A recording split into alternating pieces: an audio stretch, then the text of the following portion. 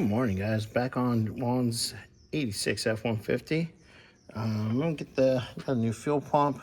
So we'll find some hardware right now for it. And get the fuel pump, and I believe the slat down over the bolts, between the bolts and the fuel pump, and bolt up right there. So we're gonna get this on too.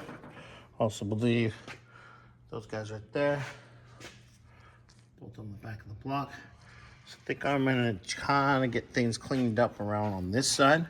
So basically it'll be all done. I had to figure out the exhaust. What is going on over here? It's not allowing the starter to fit anyway. So yesterday we got the torque converter bolts in. So hopefully we can get that figured out. Get the starter in, get that wired up, and then get the exhaust manifold on, and then I get to play where everything goes on this side. All right, well, I'm looking at pictures and doing the best I can.